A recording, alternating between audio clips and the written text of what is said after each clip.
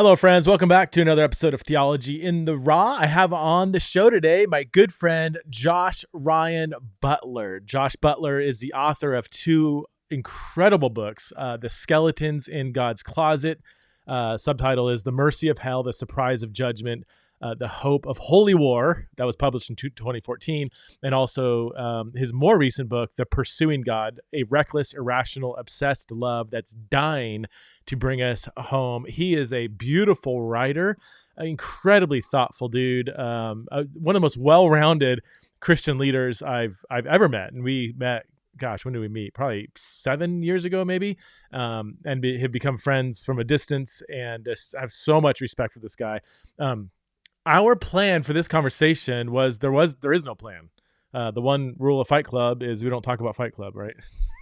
That was the one rule I told Josh is like, I'm not going to come in with any kind of preconceived agenda in this conversation. He's such a thoughtful dude. And so I just said, let's just see where the conversation goes. We ended up talking a lot about just ministry, in the Arizona context where he's currently pastoring. He was a pastor at Imago Dei Church in Portland for over 15 years and now is in a very different kind of setting. And we talked a lot about pastoring through COVID. A big part of our conversation was on pastoring and just being a Christian leader in the context of a lot of political polarization, that the whole, partisan polarization in our society and how that's affected disciples of Jesus and how he has navigated that on a pastoral level. Super helpful. A few weird facts about Josh that I just found listed on his website. These are things I did not know about Josh, but he publicly lists them, so I'm going to publicly read them. He once got beat up by a billy goat. He's been run over by a VW van. And he ate a dog, but he wants us to not worry because this dog was cooked. Josh, I'm still very concerned about eating a cooked dog, but I'm super excited to have you on my podcast again. If you want to support this show, you can go to patreon.com/theology in the raw. Support the show for as little as $5 a month. Also get access to premium content. For instance, once a month, I do 2 lengthy Q&A podcasts for my Patreon audience. So if you have been listening to Theology in the Raw for a while, you remember the good old days when I did lots of Q&A podcasts. I still do lots of Q&A podcasts. They are just for my Patreon audience because to handle all the questions they send in can be a lot of work, but I want to focus on answering their questions. So if you want to benefit from Theology in the Raw Q&A podcast, you got to join the Patreon community. The info is in the show notes. So without further ado, let's welcome back to the show, the one and only Joshua Ryan Butler. Hello, friends. Welcome back to another episode of Theology in the Raw. I'm here with a good friend of mine, Joshua Ryan Butler. He's so awesome. He needs 3 names. Josh, thanks so much for being back on the show, man. Thanks, man. Dude, it's good seeing you again, Preston. It's been a while. I feel like I had you on, I think at least a couple times, but I think it may have been like 2 years. But yeah, I described who you are in the intro, and I don't know that I'll never forget. I've told this story before. I think last time you were on, but you had wrote the manuscript for your second book, the Pursuing God. And I'm like, yeah, dude, I'll read it. I'll consider endorsing it or whatever. And I remember reading that on the airplane ride home from an event we were both speaking at. And I was so discouraged, man, because it was such a beautifully written book, so powerful, so theologically rich, so well-rounded. I was like, I want to write like this. This is so discouraging. Well, dude, that's amazing to hear because I can say the same with you, man. I feel like you're an inspiration for me, dude. The way that you're approaching theology and making it accessible and really writing just rich theology and accessible prose in a way that's just fun to read, but doesn't compromise on like a depth of content and all. Yeah. Stuff. And it's funny too, man. It's awesome. I've had I don't know why the last 6 months, a load of people from our church going like, dude, have you heard Theology in the Raw podcast? I've been listening to it. And they're just like loving it and blown away. I'm like, oh my gosh, it's so awesome. And so now they're going to freak out when, Sweet. Awesome. But anyways, you've been inspiring and equipping and helping a lot of our folks go deeper into life with Christ and the Bible and everything. So, that's awesome. Hey, real quick, I'm going to put some, I'm going to keep recording here, but I'm hearing an echo. Wait, it's gone. No, it's not you. I was going to put headphones in, but actually it's I think it's okay. Sometimes when I do headphones, it like screws up with the mic. So I typically don't use them. So I'll keep them here. I think it's okay now. So you pastored at Imago Dei Church in Portland for a number of years. How many years was that? Like 15 years or something? Or Yeah, 15 years at Imago and loved it, man. That was home, family, yeah, deep roots there. that was Yeah. like I feel like Imago was on the front end of a kind of I don't know how to describe it, like a theologically orthodox but more hipster, grungy, gritty kind of urban church. Like before it was sexy. Like you guys are doing it because that's what ministry was, but now people like, dude, I feel called to Portland or downtown Seattle. Nothing against that calling, but it always does seem to be in real kind of sexy urban areas that God calls people to, which is great. But like you guys were doing it. I mean, how long was Rick there for? Did he start like in the early 90s or something? Or? Yeah, he's still there. We planted in 2000. 2000. I came on in 2001 attending, and then came on staff in 2003. But yeah, man, like, and it was kind of the young college, like young college, post college, single, and it just had kind of that grungy vibe. Not because it was trying to be, like if like he's a former football player, like he's just very blunt, direct. But I think because of just demographically who we were, like it was just kind of we were Portland, and so it felt like kind of that keep Portland weird, the eclectic Portlandia, like a lot of very eclectic, crazy personalities that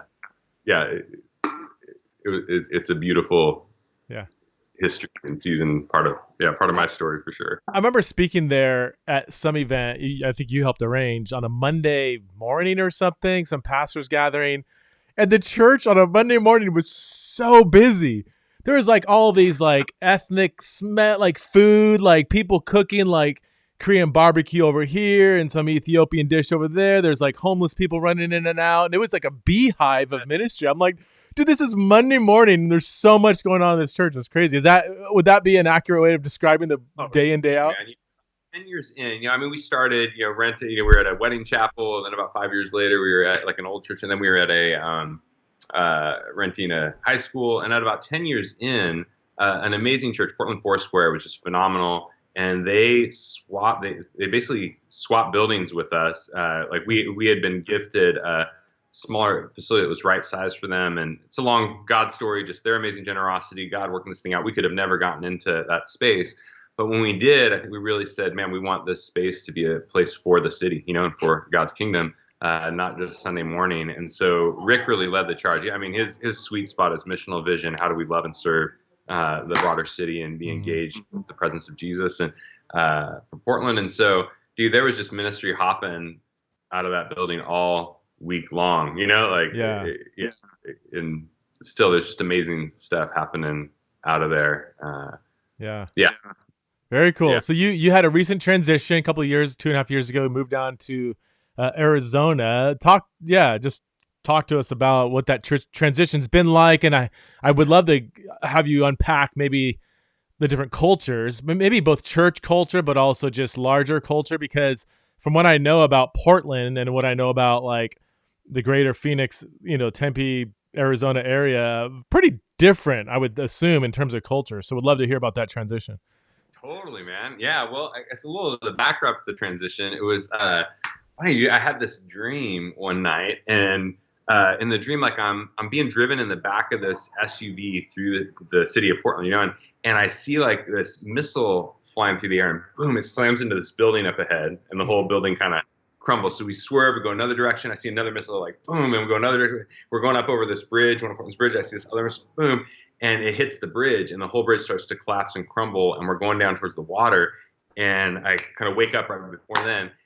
And sometimes, dude, I have crazy dreams because I ate a bad burrito or something for dinner, and but sometimes it feels like, God, it feels like you're saying something, So I prayed about it, and just immediately I felt this strong sense of God going, like, dude, everything that's familiar, Josh, like your home, your city, your roots, like just your place, everything, it's about to feel like it's crumbling down around you.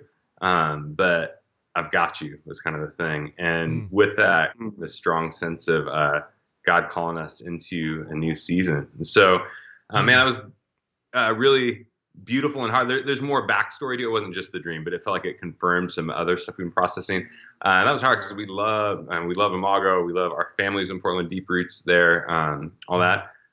Yet through kind of prayer and discernment and with Rick, our leaders there in this process, really, God paved the way for us to come out here to Arizona.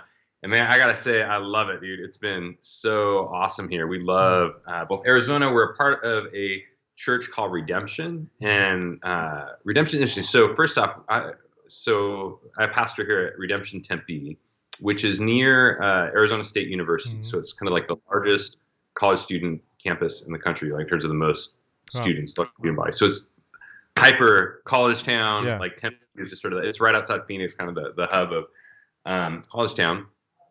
But then Redemption itself, so we're one church with 10 congregations, and each congregation, it's an interesting structure, dude. It's kind of hard to describe to outsiders. I think so. Is that like video venue or, like, and it's not at all like we really function with every church has their own, each congregation has their own elders, preaching, leadership teams, all that. And you go to each one, it feels very different because they're in different parts of town, different demographic. One is Spanish speaking, and it's like 200 people. Another one's in kind of the business district is 3,500 people. Another one, it's more low income and hard part of town. There's a lot of homelessness and drug addiction issues that people are facing on that front. So, but we're all kind of in it together. And Arizona's been interesting. I'd say so. Where we're at has felt very ideologically diverse. I would say, because where I was from, I love Portland, but it's more like a progressive echo chamber, and so. At least in the hub, the part of the city, the circles I was in, it just feels like you're in this feedback loop of kind of I don't know. It's Portland, India has got a lot of truth to it, right? Like there's that, and here going, man, there's a lot of both. I've encountered a lot of both, the left and the right, and everything in between. Like there's a strong kind of ideological diversity. People are like, people are pretty. I found, opinionated, but in a fun way, where it's like, let's just get into it and talk and dive in, and it's all that to say, man, I've enjoyed it. It's been on that front, I've enjoyed it. It's been a lot of fun, and just in general, man, it's beautiful. I love the climate, the church body here, the Phoenix area. I love the Southwest, dude. It's beautiful. The desert has a mystique and beauty to it that I love. It's not everybody's cup of tea. I appreciate lush mountains like the Boise area. It's just like beautiful, rivers and snow peak mountains and everything. But there's something about the desert that I'm always intrigued by. There's a beauty there. The red rock and the formations and the way the sunsets, how they just echo off the landscape in a really unique way. And I love it. And that culture, the Southwest culture is really, I just got done reading, Blood Meridian by Cormac McCarthy. Wow, I haven't read it, but it sounds amazing. I don't know. My kids were saying, so did you finish your book, Dad? Did you like it? I'm like, I don't know I don't know what word to describe it. I'm just kind of simmering in it. It's a really hard book to read. Really, sometimes you'll read whole paragraphs and you're like, I don't know what I'm reading. Like, it's just, at least for me, but I've other people say the same thing. But anyway, the whole thing is kind of in the Southwest, and he's so like picturesque in how he described things, but in almost like an unclear way. So like I can't say I can picture it. It's just his attention to details is really fascinating. Anyway, that's not why you're on the show. So the ideological diversity is interesting because I have heard from many pastors, almost every pastor that I talk to, unless they are in an echo chamber, John Tyson's the only one that I've talked to who says, dude, I'm pastoring in Manhattan. Nobody in my church voted for Trump. Like there was no like, it wasn't, we didn't have kind of tensions along political lines. And I'd imagine Portland might be, well, I don't know. But you said there's ideological diversity. Given the fact that this last year has become very polarized, the intensity has ramped up, gasoline is thrown on the fire. Has that affected your ministry? Has it been challenging? Have you that greater societal polarization, is that also happening in your kind of ministry context, or has it been more chill? Oh man, of course, dude. Yeah, let's open the can of worms. No, totally, man. It has been interesting. I think one of the biggest challenges I've found has been people reading into stuff. Like I kind of like I wanted to do a sermon called "Man, Stop Reading Into Stuff." If I wasn't a Christian, I might use a different word than stuff, but stop reading into stuff, man. Because like, you just give a few examples. Like, there's been so much of this. These are just kind of symbolic examples. Yeah. We had someone at our church going, dude, why do you guys have these All Lives Matter signs like all over your church building, all over your campus? I was like, what All Lives Matter signs are you talking about? They're like, dude, all over your church, there's like these posters, big billboard, like All Lives Matter. I'm like, oh crap, dude, do we get like graffitied or tagged or what happened? Can you show me these signs? I was like, can you show me these signs? So take us out and go and look at the building. And for like over 10 years, our motto, our mission statement kind of around the church is all of life is all for Jesus. Like, all of life is all for Jesus. And they read that and thought, dude, they're saying all lives matter. Like, it's like this, and I'm like, dude, stop reading into stuff, Wow. On the flip side, maybe this is a bigger one, but man, I back earlier in the summer, I had kind of given an update to our congregation. We had given $1.5 million to churches hardest hit by COVID. And so trying to toot the horn away, I was just going, man, we expected to get financially really hit hard, Yeah. And we didn't. We're really generous, but we had friends, churches, networks around the country who were just getting hammered by COVID. And so we said, man, God, we want to be generous. So Redemption as a whole. Yeah, and so I was given an update and explaining, it's about $500,000 went in the Bronx, relationships like City to City Network, churches we're close friends with there, predominantly Black and brown leaders like leading on the front lines who were really just getting hit hardest by COVID in that season. Another big chunk went on the Navajo Reservation up north, where they were just getting hammered, if you remember, last summer by COVID. And so I made mention of that. And shortly after this, rumor began circulating based off that we were funneling millions of dollars to Black Lives Matter, the organization. And I was like, what? And so literally, like, stop reading into stuff, And so literally, I mean, this is even like 2 weeks ago, I'm in my office with someone who's like, they left a while back and they'd been members and they hadn't responded to communication. And finally they were ready to talk, And I was like, well, what was it? And it was like, well, I just became so upset when I found out we were funneling all this money to the organization BLM. And I'm like, dude, wow. Why didn't why didn't you come? And so anyways, dude, that's just like the tip of the iceberg. That has felt symbolic of, my sense would be like, dude, this last year, the national narratives have become so polarized and strong, and everyone's talking about that, right? That's nothing new.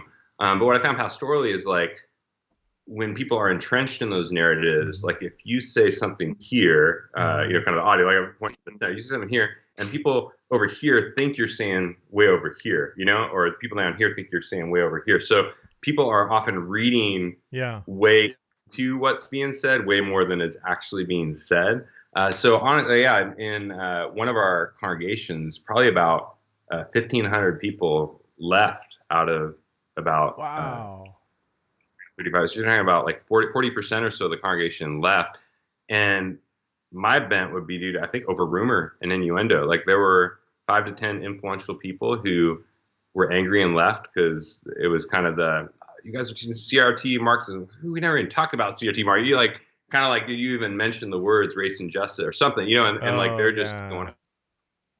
So there were some influential folks that just started slander and gossip and like spreading lies, like accusing the church of saying things that were never said. And so anyways, and that stuff spread. I mean, there were even other ministries and leaders who tried, I think, kind of poured fuel on the fire and capitalized on it. But I think, man, that issue of people reading into things and slander and people being more shaped by some of the national narratives than actually life as the body of Christ on the ground have been Yeah, it's been crazy. Have you reflected on just the psychology of that? Like the last couple of years I've been fascinated with um the psychology of interpret exactly what you're saying. Like how could somebody, what's going on in their brains and maybe their background, their journey, the like what's feeding that really Yeah. skewed interpretation. I mean, it's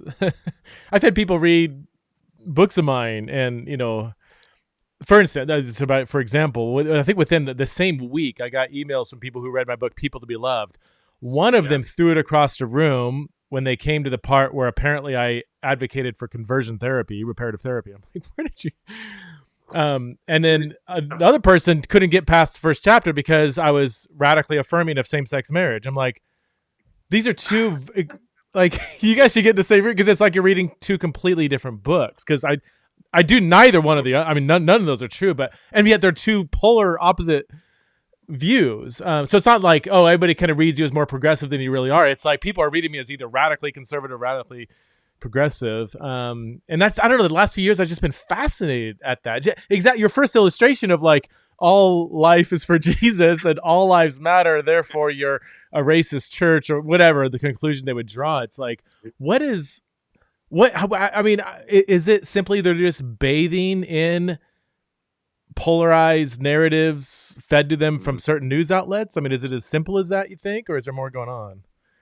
Man, that's a great question, man. One of the most helpful things for me this season has been on that front, I think, has been Jim Mullen. So we co-lead here. We're kind of co-lead pastors here at the congregation. And dude, he's just brilliant, man. It needs to be here. I'm going to butcher this because whatever, but it's been really helpful. He led some of this stuff. We did a thing last year called King of Kings campaign, kind of summer, fall, approaching the election season, all that. Just trying to help equip our folks to think gospel, to have a gospel framework for our political engagement and all. And his observation, one of the things that was really helpful for me related to the psychology, kind of where people are coming from with this, I think, was his observation was like, dude, the left-right categories don't seem to do justice to what we're seeing today, because even amongst the quote-unquote left and amongst the quote-unquote right, there's division, hostility, so much division, and all. Yeah. Totally. And what he did, is kind of like, if you envision like you got the line, like the right to left line, but like a top-down line of like the modern, postmodern type thing of going like 4 quadrants here, and a lot of these 4 quadrants. So if you think of like the upper right, sort of the modern right, and he had a key word for each one that was kind of felt like a driving the value, sort of defining these areas. So the upper right, kind of the right I grew up in, would be more, the word might be responsibility. It's like Reagan era and pull yourself up by your bootstraps and, like take responsibility for your life. Maybe today, even like a Jordan Peterson, make your bed, take responsibility. Where upper left was more like progress, like kind of we can change the world, Clinton's Foundation, like let's start the nonprofits and things that let's end hunger and poverty, let's change the world. Lower left though, and where you kind of go on the postmodern wing now, postmodern left feels more like identity is the driving thing, like looking internally and who am I? How do we affirm the internal self-expressivism, those kind of things. Where and then lower right was more security. Like the sense of like, dude, there's a sense of threat, like there's things encroaching on way of life, and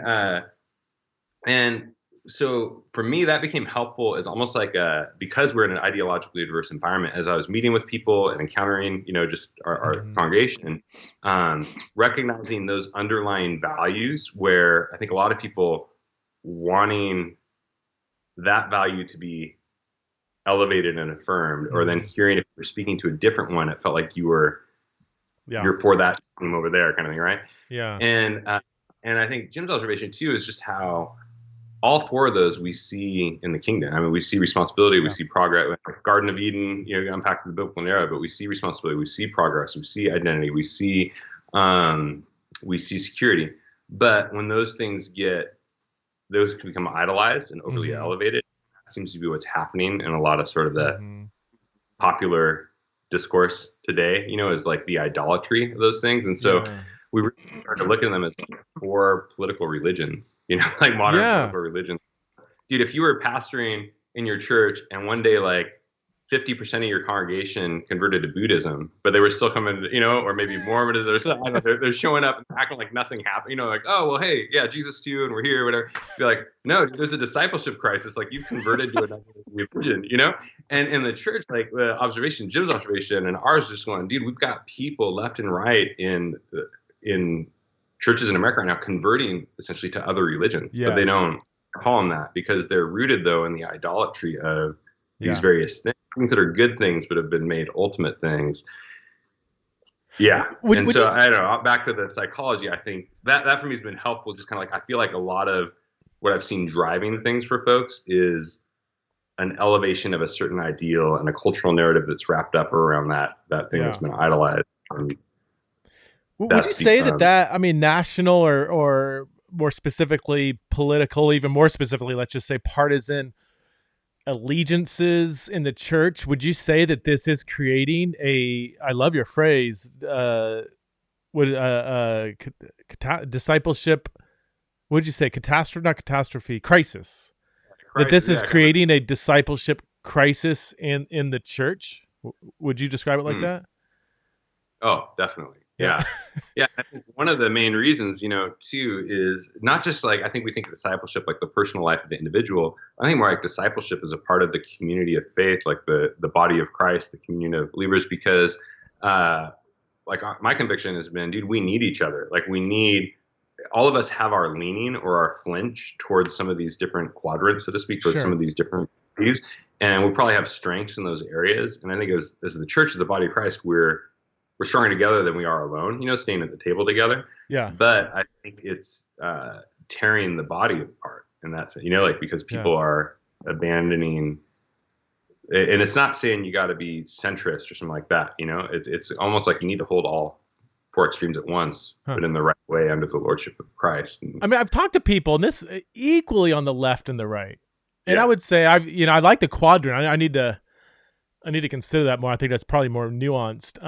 But I would say, more the radical left, radical right, or people that just are really, they're all in on one tribe or the other. Either Trump is the Messiah or he's the Antichrist. Either in the kind of anti-Trump hysteria has created this almost messianic complex surrounding Biden and the people who's rescuing us. If Trump is either Satan or the Messiah, then Biden is either the opposite too. It creates almost this reverse effect where the same messianic complex that some people wrongly have towards Trump from the right, it's almost like there's this whiplash effect for the other side. And I've talked to people on both sides that like I'm pretty and I've quotes in my head that are unbelievable where they're like coming from either far left, far right, like I just can't be around anybody on the other side. I'm like, so you're trying to tell me you can be around another Jesus follower who voted for their side? Like, your unity in Jesus is not enough. Like, you need political, and it's like, it's just they just can't, like, that is the enemy. I'm like, this is, and I talked to pastors. I mean, you said 1,500 people left the church or whatever. Like, that's not uncommon. That's a high number, but I mean, almost every pastor I talked to said, this is, we are being divided across political lines. You've been in ministry for a while, Josh. I mean, have you seen anything like this before? Because we've always struggled with blending our national identity with our kingdom identity. Have you seen anything as polarized and as much of a crisis situation as what we're seeing now? Dude, man, I haven't yet internally, like within the church, internally within the life of the church. And yeah, I have not yet. I'm sure, I know the church has been through it before, but in my personal experience, no. But I've been really, just struck by, inspired by, like, dude, Jesus bringing the tax collector and the zealot, like around the table. And I found myself wondering, like, dude, what the heck were those campfire conversations like at night after a day of ministry and walking with Jesus together, and just going, because like back in the day, like tax collector, they were like working for the man, the oppressor. They were like extreme one side, and then you had like the zealots wanted to burn the whole thing down, and extreme on the other side. And so, it's not. That's a Proud Boy and a Bernie bro. Yeah, totally. Or the leader of BLM, and and everybody's gonna hate those analogies or whatever, but like it's people who are fundamentally opposed to each other, but they're part of their discipleship journey, but also their radical conversion experience is leaving behind those allegiances for a brand new allegiance, right? I mean, totally. And that would be messy as all get out, and I mean, I've been struck too. Just some of the research work on the early church that a number of scholars have done, but just the claim that, like, dude, one of the most controversial things to the Roman Empire for the early church was the cross section, the crazy cross section of people that it brought together, like, around the table. It had across ethnicity, across class, across gender, like people gathering together, and their common identity is one, to eat together, to share a meal together, to be together as one. And that was just unheard of, like the shockingness of that. And I think one of the challenges just for the church is that we're unwilling to be together. Like, as soon as something comes up, like, I'm out, and for many, and I think it reveals where our real allegiance is. Totally. How have you guys handled I guess you kind of mentioned it a couple of times, the race conversation, because that does seem to be one really important area that Christians need to press into. And yet again, they're taking their cues, I think, from really strong, opinionated voices across the spectrum. And I think you're a helpful voice here for those who aren't watching the podcast and know who you are. Like, just imagine all of humanity kind of melted together into one human being, and that's Josh Butt. Like, you are the most ethnically, like, composite person what's your ethnic heritage? Because and you ministered largely in kind of more white dominated context, but yeah, totally. So my mom is Mexican, my dad is Irish, so that's kind of the main backdrop there. And you can pass for anything, right? I mean, you can go anywhere in the world. I had a buddy back in the day, and he was like, "Man, you should model, Josh." I'm like, "Dude, I'm ugly as all get out." And he was like, "Yeah, you are." Oh, thanks a lot, dude. He's like, "You are," but it's like, dude, the thing, and today is like, dude, that you would look at someone, identify, like, "Hey, that's my brother, that's my man," And he's like, "Yeah," like, people have guessed over the years, and people have guessed, like, are you Eastern European or Israeli or Africa or is it Latin America? Pretty much, I haven't gotten Asia yet. Pretty much anywhere else in the world, people have guessed, where from. And but man, no, I had someone recently. Someone left the church, but recently, I remember, and when asked why, they said that Mexican Jew talked about justice. Was literally like their word. And I was like, whoa, dude. And I'm like, okay, A, I ain't Jewish.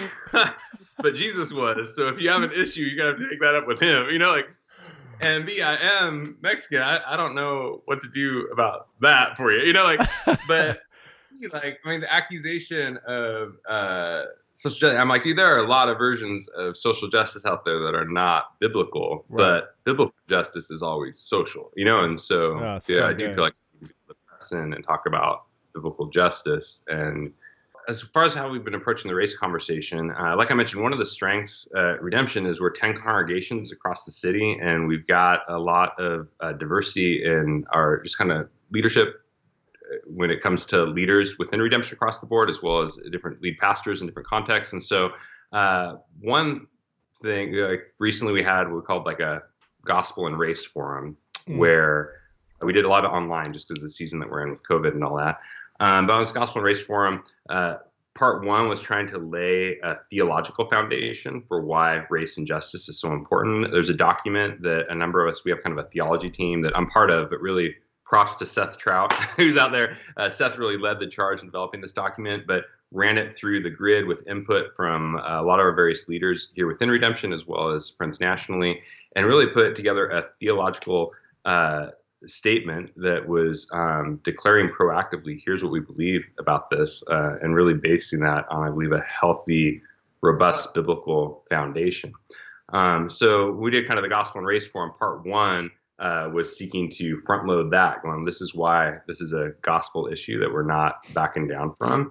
And part two, I think, what was and is, like, and part of the process has been seeking to elevate and listen to voices, perspectives of trusted leaders within the body of Christ, both here within our church body as well as nationally. So and my sense, you mentioned the CRT thing. My sense has been like the best defense is a good offense, right? Because I would say, dude, there are a lot of really unhealthy versions of or visions of justice out there. I think my take, man, CRT seems like complex. Like, what do you think of CRT? It's like asking me what I think of sociology. Like it's like there's so much diversity of things. But I would say, like, honestly, man, I have a lot of concerns with a lot of the ideology. There's you've probably seen the book Cynical Theories. Yeah. Have you read that? Is that good? I've heard it's good. Yeah, I I found it listened to really. James Lindsay quite a bit. I've been following him for a while. Yeah, Yeah. totally. And so one of the things that's been interesting is like um, when I see a lot of like, okay, so coming from Portland, I feel like I see a lot of the extreme, like the ideological foundations of a vision for justice that's actually often really unhealthy and leads you down a dangerous road. And so I see a lot of those tendencies there. But then being here in Arizona, I also see there are some figures who are maybe more on the right. That may be overgeneralization, or so, but folks who are maybe more on the right who are using the language of CRT to shut down any conversation around race and justice. And so it's kind of so I think trying to navigate that. So on the one hand, like what we try to do is really front load. This is why we believe this is a significant gospel issue and provide the biblical foundation for that, rather than getting in the weeds on.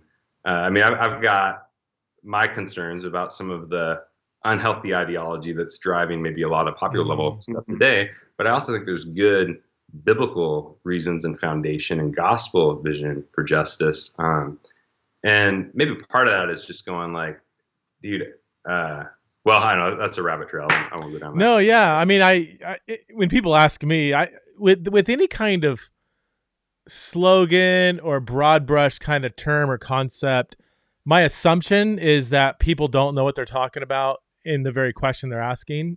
Not that they don't, but my assumption is I'm going to need you to define that term, that phrase, that slogan, so that I know what you're actually asking. But yeah, when people ask me, what do you think of CT or CRT? I'm like, ask me in 5 years when I've read all the original sources and stuff and really understand, I'm not a sociologist. I'm not a lawyer. I know it began in more legal conversations and stuff. But if you ask me like more specifically pointed things, like, do you think it's, and I'm not saying this is CT necessarily, I just don't know.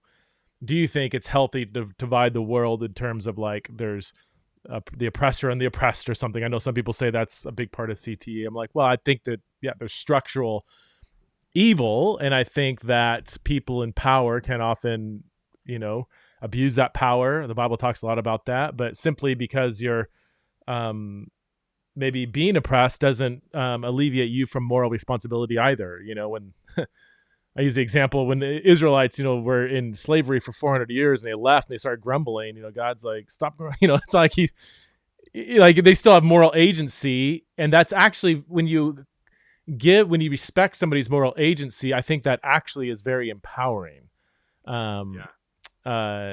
This is something, it's interesting because I listen to such a wide diversity of people, and some of the most interesting voices I've been listening to are secular, black, not conservative, but they would be very critical of CRT. They would be more classic, like Martin Luther King, Malcolm X brand approach to social justice, which they would see as very different than the so-called anti-racist Abraham Kendi and D'Angelo and other approaches today. Like the anti-racist movement is one way to address racism. It's not, sometimes the term can be taken as like, if you're not anti-racist, you're a racist. Like, no, anti-racism is a real specific kind of approach to addressing racism. And some of these black intellectuals like Glenn Lowry and John McWhorter and Coleman Hughes and many others I'm not saying I agree with them. I'm just saying it's very interesting that they would say that some more modern, they would say postmodern approaches to racism are actually disempowering. They're stripping African Americans or people of color from agency, which actually has a reverse effect, and it actually is in a roundabout way very dehumanizing. It's just super interesting to me. So I feel like I'm going to listen for about 5 years maybe 10, maybe 20 before I really, I think, understand an issue that it's not and probably never will be like my area of expertise. But at the end of the day, I love what you said. I mean, Christians, the Bible is extremely unambiguous. That you said it beautifully, Josh. I mean, the gospel comes with social. What did you say exactly? Not social implications. You said it stronger than that. It was that there are many versions of social justice out there that are unbiblical, but biblical justice is always social. Yes, I like that. That's stronger. Yeah, and that's a concern for structural injustice and wealth and poverty and the abuse of power, and how oftentimes people with high social status and wealth and power abuse that. Like, that's extremely easy for it to happen. Like, these are just basic biblical themes that I wonder, going back to your misinterpretation thing, like, I wonder if people are just so bathed in secular arguments that it's skewing their ability to see that some of these things overlap with scripture, even though the Bible might frame it differently. These issues themselves are very much biblical issues, And one of the things that, on a very practical level, I think on that whole CRT question, when people ask, what do you think? I think one of my questions is where that question's coming from for them, because I found there's often two different motives. Like, on one hand, there have been the folks who use that question to shut down or dismiss any conversation around race and the gospel and all that.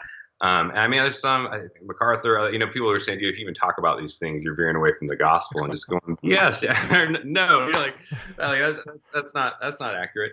But then I found other folks, I think, who are really wrestling with going, man, it feels like there is an ideological foundation under a lot of the popular movement that's happening today that's concerning.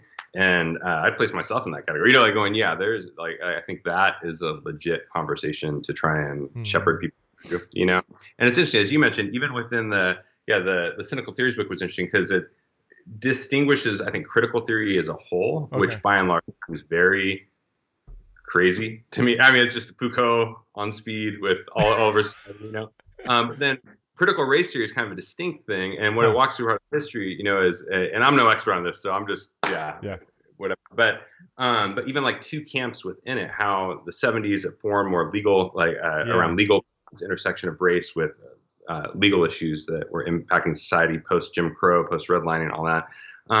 But then these two camps, kind of what we call like the materialist camp, was more focused on concrete issues in society that were impacting people in more like prisons, schools, housing, education, those kind of things. And then what became more the more postmodern approach, which was more focused on linguistic analysis and very more subjective things like white privilege and implicit bias and those kind of things. And I'm not saying those things should be off limits from conversation, but I remember processing with friends here last year when things were really going down.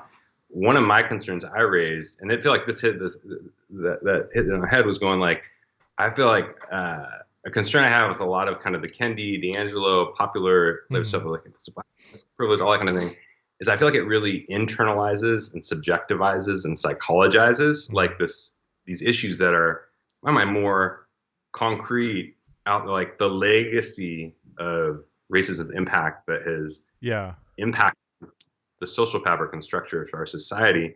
And so I get more excited about going, how in our neck of the woods, so here we have one of the things that we've tried to do practically is create what we call these prayer and action groups, which is going, dude, instead of get off the Facebook keyboard, get off of online, like one of the best things we can do, it's not saying you can't, it's saying, what if we heavy up our emphasis on actually being leaven in the dough, like actually getting our hands dirty here in our community? So what's happening here in Tempe? So we've started, the goal is like, you got to be in it for a year and you have to commit. So you got to commit to a year with a group of people.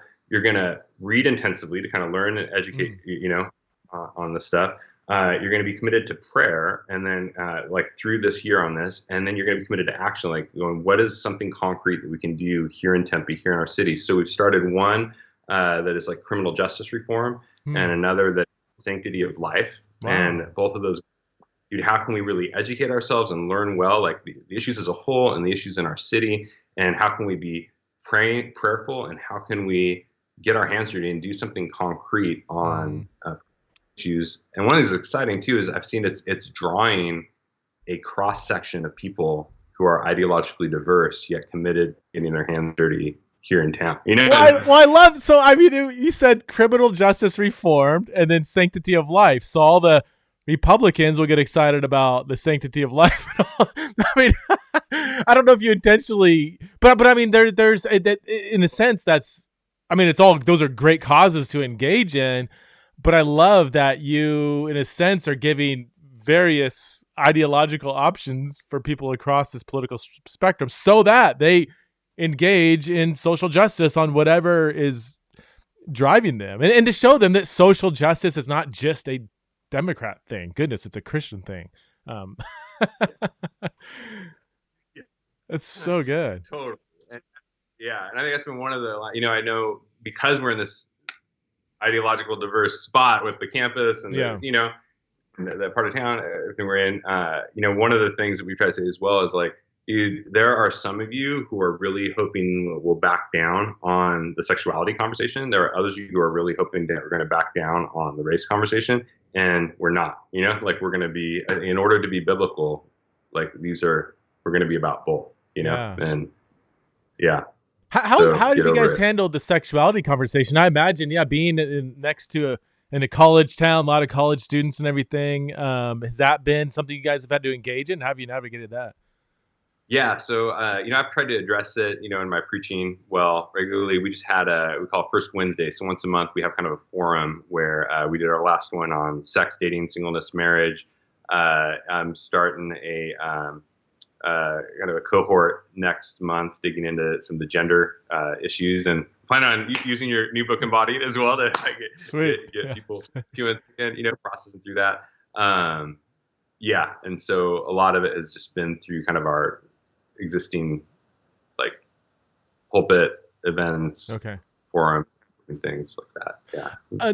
Kind of a different question, but I wanted to ask you this. So like, I know COVID has obviously rocked the church, and one of the ways it's rocked the church is it's, at least some churches, it's kind of forced leadership to say, what are some things we did pre-COVID that we need to keep in our discipleship rhythms, our liturgies of discipleship? And what are some things that now looking back, we're like, I don't know if we need to kind of like resurrect that again. Have you guys gone through that kind of like, who was it? Phyllis, somebody, cleaning out the attic. Every 500 years, the church has a rummage sale, she says, and kind of says, all right, here's some things that need to go. Here's some things we'll keep for the next kind of stage, this new cultural movement. And I think we're in that kind of transitionary stage, like given the internet and 9/11 and globalization and now COVID, and things are very different than they were 20 years ago, culturally. And yet some churches look exactly the same. And I think sometimes it's healthy to say, what do we need to maybe change or do differently to cultivate stronger rhythms of discipleship? Have you guys had that kind of self-evaluation, and what have you come to in that? Yeah, well, part of our evaluation has actually been going, it's been interesting just as we've kind of the regathering process this last year and all, we're finding a ton of new folks coming to faith, coming to like not church hopping, but encountering Jesus for the first time. Wow. And it feels like God's doing something coming out of the season. I mean, my sense has been there's been a bit of a pruning with some of the stuff we talked about earlier, but then there's also like kind of this re-up that's happening. And so for us, it's been the conversation has been, how do we get more like back to the basics and almost like a replanting mindset? Dude, how do we replant the church? I feel like the core of our congregation has done amazing, has endured through COVID, has stayed in it, whether together in person or online, or, it has been in it. But it does feel like, dude, how do we, one of the questions, how do we almost like replant the church on the other side with a fresh video? We've always had, I think, a bit of transience with, just the college dynamic. People are here for 4 years and then often will go. But even more so, I think some of the things that we've kind of been maybe had a reputation for, but known for in the past, have been an emphasis on gospel and culture. Like our motto, all of life is all for Jesus, going, how does the Lordship of Jesus impact all of life? And so going back to some of the stuff we've done that we want to kind of re-up and get back to has been like, we call them surge tables, but it's basically an intensive discipleship in a small group cohort environment that pastors are helping lead and really helping people get into how does the gospel connect to all of life, not only culture, but vocation is a big one. So we do something called all of life interviews that my buddy Jim here has led over the years. I think is really powerful, but it's like once a month we interview someone on their job, like on their vocation, what they do for a living. And they will talk about it through the grid of like creation, fall, redemption, restoration. So we'll ask questions about how it fits within God's creational vision. The fall, how does the fall show up? The last one was on someone who's a coroner, and is a forensic examiner, like examining dead bodies from homicide and stuff during the day, and hearing about how creation, the fall, redemption, restoration. So that was really powerful. And then these first Wednesdays, again, kind of these monthly gatherings where we try and really hit some of the pressing topics that people are wrestling through, but in kind of roundtable discussion, not just talking, like getting people really talking together. And then how we push stuff through our, how we try and help equip people within our kind of communities. We've got about 40 to 50 communities gather in homes throughout the week. And so you guys you don't shy away from hitting the tough conversations. Sounds like you guys will talk about whatever hot topic people are wrestling with. You'll go there. Yeah, that's great. 'Cause I know some churches are not scared, but like maybe reluctant to do that because no matter what, if you hit a hot topic, somebody's going to be upset. You're going to get emails. People are going to leave. You're going to rock, you rock the boat and stuff's going to happen. Even if you do it well. Have you experienced that, or do you feel like has it been just part of the rhythm that people are here because you guys touch on these things and they like the way you do it? Or do you get, loads of emails after you have a gospel and race conversation or sexuality? Yeah, I think it's interesting. I do think there's something helpful about creating avenues beyond Sunday and kind of beyond the pulpit and the sermon, because it's not like we're afraid or shy away from addressing things that need to be addressed there when it comes to the text. But I think sometimes the amount you can really get into in a context, like one of my observations, it feels like there's a new national liturgy, of sort of like the crisis of the week. And every week there's the big thing, and everybody wants you to talk about it on Sunday. Like if you got the crowd that's like, if he doesn't mention this, I'm leaving. This ain't a real church, and if he does mention it, I'm going, and my concern is partly like, I'm not saying we don't ever address, and there's a pastoral sensitivity in the sermon to, when it's spoken, but one of my concerns though with that is like, I feel like that national liturgy of the crisis of the week can co-opt this liturgical rhythm of entering the sacred story, this eternal story of God and his heartbeat for the world. And so I do feel a bit protective at times for what happens in our corporate gathering together as God's people around word and sacrament and gathered in his spirit, all that. But making sure we create a lot of avenues for discipleship, that there's space to actually do some of the deeper dive and to think theologically, to think from a gospel creation perspective. We really need to. That's great. Yeah, I like. Yeah, that's because I see both sides. Like I remember. Well, this is a few years ago. I remember there was something. I forget which shooting it was, but the race conversation flared up. Might have been Mike. No, it wasn't Michael Brown. It was after that. And I remember it was like this is on everybody's mind, whatever. I'm like, that is like on a Thursday maybe. And I'm like, showing up on Sunday. I'm like, if he doesn't mention this, I'm going to say, how tone deaf are you? And I think he did actually. I was happy. And I think we had a prayer and everything. Even something like that, some acknowledgement that, yes, we are not tone deaf what's going on. But like you said, like you have such limited time, and you can't just be controlled by every cultural moment that wags its like you have to build in healthy foundations of spiritual formation, right? And worldview and just simply engaging the text of scripture. And so I like this idea of having a rhythm of space outside maybe the Sunday rhythm where you can have more of a forum engagement on cultural issues. I don't even like to frame it that way, but like discipleship issues that are integrated or related to the broader culture. I always said, my I would not. I don't envy your pastoral job, Josh. I being a pastor, like it just gives me an anxiety thinking about it. Like but the one pastoral position that it actually would excite me is something like the pastor of like cultural engagement, where my job is to hold bi-monthly forums on a Sunday evening, 2.5 hours, 2 hours Q&A, present on abortion, present on race, have a conversation, present on sexuality, economics, vocation. I mean, there's so many just broader issues that are rarely really addressed thoroughly on a Sunday morning. That something like that could excite me, where I'm allowed to kind of be me and not be so worried about all the emails I'm going to. If I had that job, though, I would not have an email address. I would say part of my job requirement is somebody else. No, I'm just kidding. Anyway, Josh, I got to go. You got to go. I'm taking you over your time. Real quick, tell us about the 2 books. You've written 2, right? I haven't missed one, right? Give us the elevator pitch about the 2 books, because these are 2 brilliant, incredible books that everybody needs to be aware of if they're not already aware of them. So yeah, what are the 2 books? Yeah, so Skeletons in God's Closet, that is trying to help people who wrestle with some of the tough topics of the faith.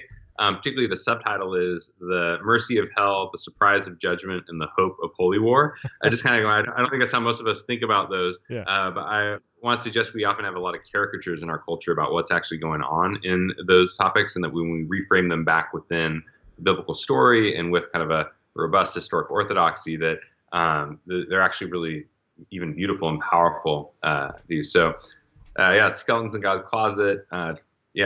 Emphasis on the goodness of God and how that aligns with these topics rather than contradicts them. Mm-hmm. The second one is called The Pursuing God.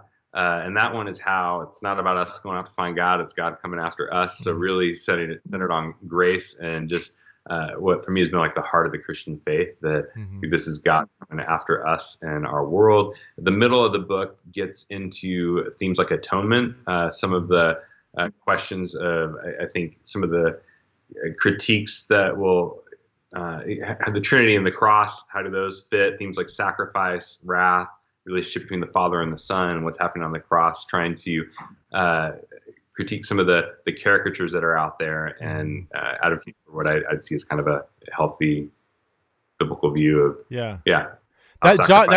you jogged my memory. Your treatment on penal substitution was, I think, some of the best out there. Where you again you deconstructed some of the caricatures and framed it in a way that was so much more robustly covenantal and biblical. I can't repeat exactly what you said, but I remember when I was reading that, I was like, this is, and it was so just clear. It's not like overly academic, but you clearly have read loads of stuff. So yeah, Skeletons in God's Closet, The Pursuing God, it's amazing book. So if you haven't read them, got to read them. So Josh, thanks so much for being on Theology in a Row, man. Thanks, Preston. Definitely.